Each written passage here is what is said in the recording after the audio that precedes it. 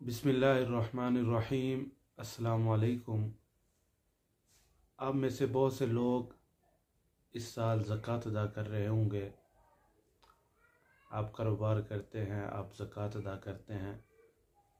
आप ज़कात ज़रूर अदा करें, लेकिन इस बार ये ख्याल रखें कि आपकी ज़कात से हुआ क्या है, आप इसको ज़रूर मालूम करें। आप अपनी ज़कात अदा करें, लेकिन बेहतर यह है कि आप ख़ुद उसको ऐसी जगह पे ख़र्च करें कि जिनसे ये तीन चीज़ें बेहतर हों।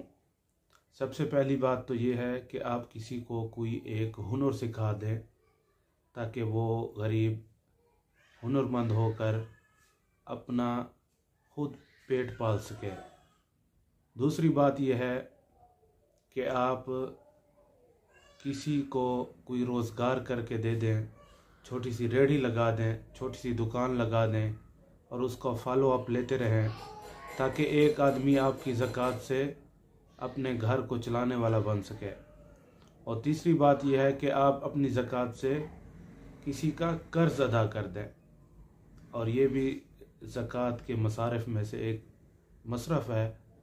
हम लोग सफ़ेद पोश लोग जिनके ऊपर कर्ज़ है, आप उनको उनका कर्ज़ अदा कर दें। ये भी ज़कात का एक अच्छा मसरफ़ है।